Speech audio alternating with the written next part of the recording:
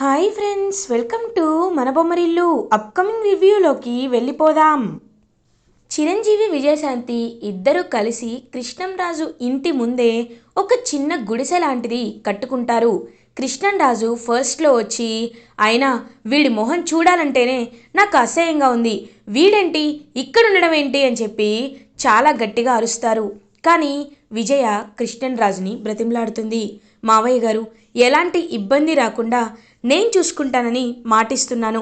మా మాట విని మమ్మల్ని ఇక్కడే ఉండనివ్వండి. లేదు కొట్టి తరిమేస్తామంటే మీ ఇష్టం. మీ మాటకి మేము అడ్డు చెప్పం. కానీ ఒక్కటి మాత్రం నిజం, ఒక తండ్రికి ఉన్న ఆస్తిలో బిడ్డలందరికీ సమాన వాటా ఉంటుంది. అలానే చిరంజీవికి కూడా ఈ స్థలంపై తనకి ఒక హక్కు ఉంటుంది. ఇలా మాట్లాడకూడదని తెలిసినా మాట్లాడాల్సి వస్తుంది మావయ్య గారు అని విజయ కన్విన్స్ చేస్తుంది. ఇంకందరూ బ్రతిమలాడేసరికి ఏమీ మాట్లాడకుండా సైలెంట్గా కృష్ణంరాజు వెళ్ళిపోతారు. వెంటనే పాపా, నువ్వు కరెక్ట్గానే మాట్లాడుండవు పాపా అని అంటాడు చిరు. లేదు చిరు, నేను మావయ్య గారితో అలా మాట్లాడకూడదు, కానీ నువ్వు ఒకవేళ మాట్లాడితే ఇంకా పెద్ద గొడవలు ఎక్కడవుతాయోనని నేను ఇలా మాట్లాడాను. ముందైతే మనం ఈ ఇల్లుని కరెక్ట్గా కట్టుకోవాలి. ఆయన ఖచ్చితంగా నువ్వే తప్పు చేయలేదని నిరూపించుకునే రోజు ఒకటి వస్తుంది అని ఇంకా అలా హ్యాపీగా వాళ్ళు చిన్న ఒక హట్నైతే కట్టుకుంటూ ఉంటారు. అదంతా చూస్తూ అన్నపూర్ణ చాలా అంటే చాలా హ్యాపీగా ఫీల్ అవుతారు. ఒరే చిరు, ఇప్పుడు వర్షాకాలం వస్తుందిరా, కొంచెం గట్టిగా కట్టుకోండి అని చెప్పి అన్నపూర్ణ మురిసిపోతూ వాళ్ళ వైపు చూస్తూ ఉంటుంది. ఇది ఇలా ఉండగా మంజుల ఆఫీస్కి రీచ్ అవుతుంది. అంటే ఆ షాపింగ్ మాల్కి. అర్జున్ స్టాక్ అంతా చూసుకుంటూ అకౌంట్స్ చూస్తూ ఉంటాడు. అర్జున్, నా ఫస్ట్ టార్గెట్ నువ్వే. ఎందుకంటే నువ్వు ఖచ్చితంగా బయటికి వెళ్తే ఆ కృష్ణన్రాజు సగం చచ్చిపోతాడు.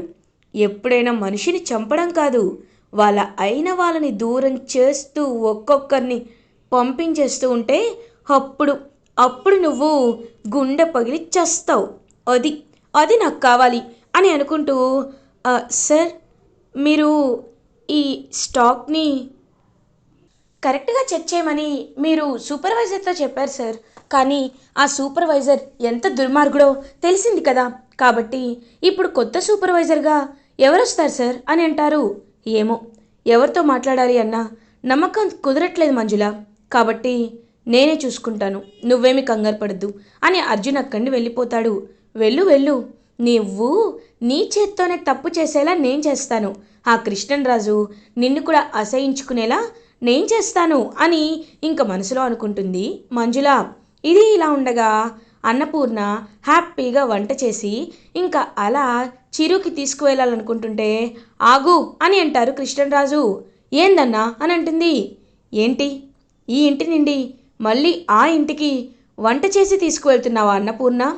చూడు, వాళ్ళతో ఇంకా ఇంకా బంధం పెంచుకోవద్దన్నపూర్ణ. ఎందుకంటే కొంచెం దూరం పెడితేనైనా వాడికి బుద్ధి వస్తుంది. ఈ విషయాన్ని నువ్వే గుర్తు చేసుకో అని చెప్పి అక్కడి నుండి కృష్ణరాజు వెళ్ళిపోతారు. దూరం పెట్టాలనా? అయితే చూడన్నా, నేనేం చేస్తానో చూడు అని చెప్పి ఇంకా కృష్ణరాజు కళ్ళ ముందే అన్నపూర్ణ బయటకు వస్తుంది. అప్పుడే విజయశాంతి విజయ అండ్ చిరు ఇద్దరు, పాప సరుకులన్నీ అయిపోయి ఉండే, వెళ్ళి తెచ్చుకుందాం పద అని చెప్పి వెళ్తుంటే, ఏంట్రా ఎక్కడికి వెళ్తున్నారు? ఓహో, మళ్ళీ వెళ్ళి విహారయాత్రలకు వెళ్తున్నారా? మీకు అదే పని కదా అని అంటుంది. ఏంటండి, ఏం మాట్లాడుతున్నారు మీరు అని అంటుంది విజయ.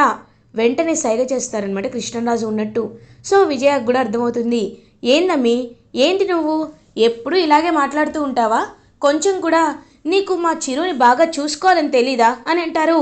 ఓ అత్త, ఏంటి అలా మాట్లాడుతున్నావు అని అంటాడు చిరు. నువ్వు ఉండి చిరు, నేను మాట్లాడతాను. ఏంటి ఏంటి మీరు ఎక్కువగా మాట్లాడుతున్నారు? అయినా మార్నింగ్ చూశాను, మీరు వచ్చి మా ఇంటి ముందే వాటర్ పోస్తున్నారు. మాకు ఎంత ఇబ్బంది అవుతుందో తెలుసా మీకు అని అంటుంది విజయ. ఇబ్బంది అయితే పక్కన గుడిసేసుకోండి, మా ఇంటి ముందే కదా వచ్చేసుకున్నారు అని చెప్పి కావాలని మాట్లాడుతుంది. అలా ఇద్దరు మాట మాట పెరిగి ఇంకా కావాలని ఒకరు జుట్టు ఒకరు పట్టుకుంటారనమాట. అదంతా చూస్తూ కృష్ణరాజు అక్కడి నుండి వెళ్ళిపోతాడు. నేను కూడా ఊరుకోనని చెప్పి ఇద్దరు కొట్టుకున్నట్టు నటించి ఇంకా అలా అక్కడ కృష్ణరాజు వెళ్ళిపోయేసరికి ఇద్దరు ఫ్రీ అవుతారు. అమ్మయ్యా, పాప థ్యాంక్స్ పాపా. నేను మా అన్న ముందు కాస్త నటించాల్సి వచ్చింది పాపా. ఎందుకంటే మా అన్న మీ దగ్గరికి నేను వస్తుంటే మళ్ళీ ఎక్కడ పాత ప్రేమలు పెరిగిపోతాయోనని భయపడుతున్నాడు. అందుకే ఇలా నటించాను. చూడు, మా అన్న వచ్చినప్పుడల్లా ఇలా నటిస్తే చాలు, మా అన్నకి మా పై అనుమానం రాదు అని అంటుంది అన్నపూర్ణ. అయ్యో, మీ గురించి నాకు తెలిసి పిన్ని గారు, అందుకే నేను కూడా మీతో పాటు యాక్ట్ చేశాను అని ఇద్దరు నవ్వుకుంటూ ఉంటారు. అదంతా చూసి ఒక్కసారిగా షాక్లో ఉండిపోతాడనమాట చిరు. ఏరా, ఏంటలా చూస్తున్నావు అని అంటారు అన్నపూర్ణ. అమ్మో అత్త, నువ్వే అనుకుంటే నీ కూతురు కూడా అలాగే తయారైందిగా, ఇద్దరు మహానట్లు అనిపించుకున్నారు అని అంటాడు చిరు. లేకపోతే ఏమనుకుంటున్నావు, ఈ విజయ శాంతి అన్నపూర్ణ గారంటే అని అంటుంది విజయ. ఇంకా అలా నవ్వుకుంటూ ఉంటారు. రే, ఇదిగో, మీరు ఎప్పుడు తిన్నారో ఏంటో, నీకోసం నీకు ఇష్టమైన టిఫిన్ చేశాను, తిందా అని చెప్పి ఇంకా అలా వెంటనే టిఫిన్ తీసుకొచ్చి పాపం చిరుకి తన చేత్తో ఫుడ్ అయితే తినిపిస్తూ ఉంటారు అన్నపూర్ణ. అదంతా చూస్తూ విజయ చాలా అంటే చాలా హ్యాపీగా ఫీల్ అవుతారు. ఇది ఇలా ఉండగా మంజుల ఇంకా అలా అర్జున్ వైపు చూస్తూ ఉంటుంది. సార్, ఒకసారి మీరు వీటిపై సైన్ చేయాలి అని చెప్పి ఇంకా సైన్ అయితే చేపిస్తారనమాట. సో ఒక ఫేక్ కాంట్రాక్టర్లని ఫిక్స్ చేస్తుంది అన్నపూర్ణ, సారీ మంజుల. ఇంకా కొంతమంది ఫేక్ కాంట్రాక్టర్స్ని క్రియేట్ చేసి ఇంకా అలా షాప్కి వచ్చేలా చేస్తుంది. అర్జున్, నమస్తే మీరు అని అంటారు. మీకు కాల్ చేసాం కదండి, అగర్వాల్. చూడండి, ముంబైలో మేము ఒక బ్రాంచ్ని ఓపెన్ చేయాలి అనుకుంటున్నాం. బట్ మీరు షాప్ క్లాత్ డిజైన్స్లో కానీ మీరు అమ్మే స్టాక్లో కానీ చాలా హై క్వాలిటీ మెయింటైన్ చేస్తారని మిమ్మల్ని వెతుక్కుంటూ వచ్చాం. సో మేము మీకు కాంట్రాక్ట్ ఇవ్వాలి అనుకుంటున్నాం.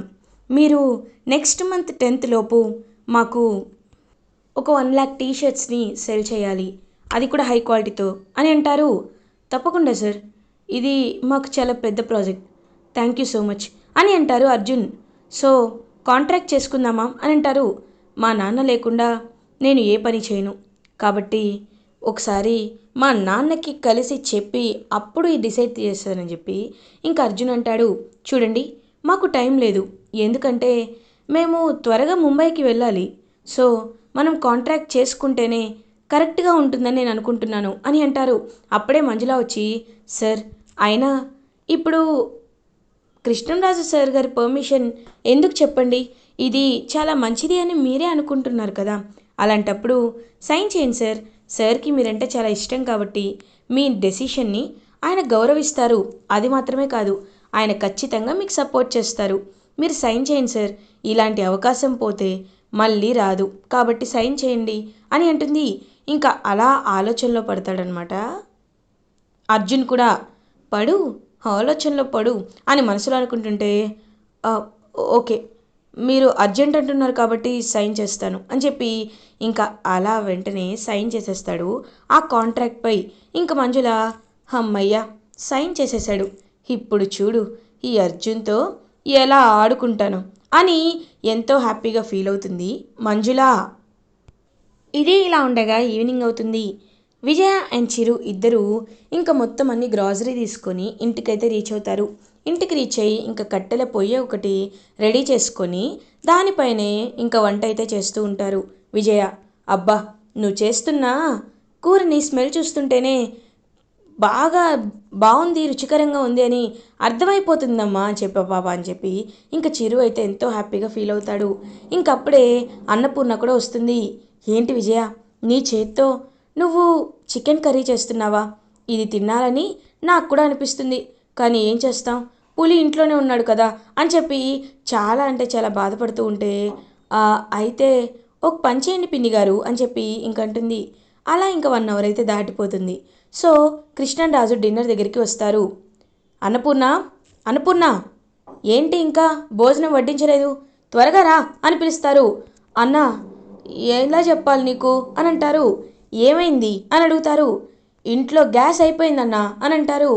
ఏంటి, గ్యాస్ అయిపోయిందా? మరి ఏం చేద్దాం అనుకుంటున్నారు, నాకు చెప్పచ్చు కదా అని అంటారు.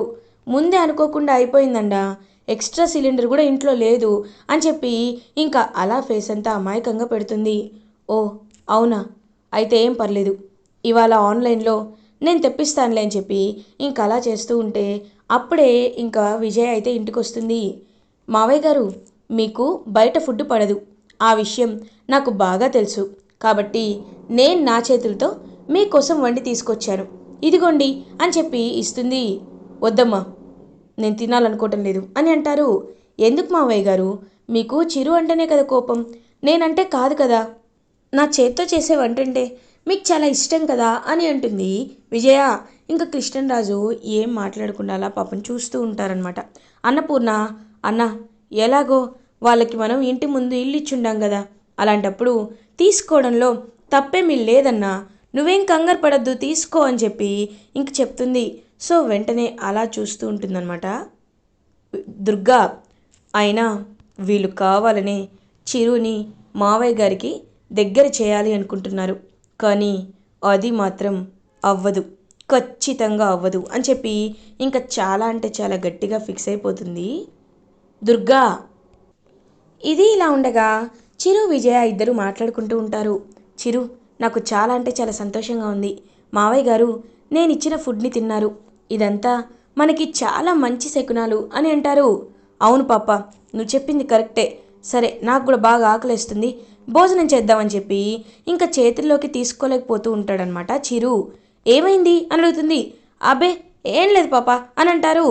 లేదు, ఏదో అయింది, ఒకసారి నీ చెయ్యి చూపించు అనేసరికి ఇంకా చెయ్యి అయితే కట్ అయి ఉంటుంది. అయ్యో, ఎప్పుడు కట్ అయింది చిరు, నాకెందుకు చెప్పలేదు నువ్వు అని అడుగుతుంది.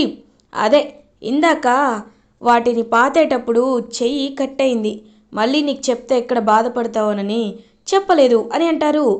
ఓ, అయినా ఇప్పుడు ఎలా భోజనం చేస్తావని అడుగుతుంది. ఏం పర్లేదులే పాప, నేను స్పూన్తో తింటాలే అనేసరికి, స్పూన్తో ఎలా తింటావు, తినలేవు, ఆగు నేను తినిపిస్తాను అని ఇంకలా విజయ చిరుకి భోజనం తినిపిస్తుంది.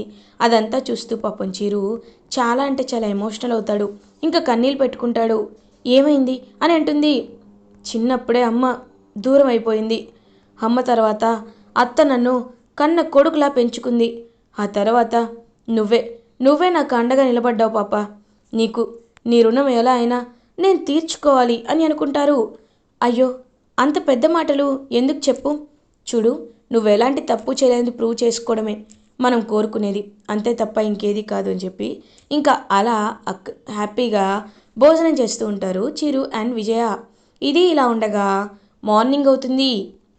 చిరు అలా ఇంకా రోడ్పై నడుచుకుంటూ ఏదైనా ఉద్యోగం దొరుకుతుందా అని చెప్పి వెళ్తూ ఉంటే కరెక్ట్గా అప్పుడే ఇంకా ఆయనైతే ఎవరైతే ఆ రిచ్ పర్సన్ ఉన్నారో ఒకప్పుడు టెంపుల్లో కాపాడారు కదా, ఇంకా అతను ఆయనైతే ఉంటాడు, ఆయన పేరు కృష్ణ.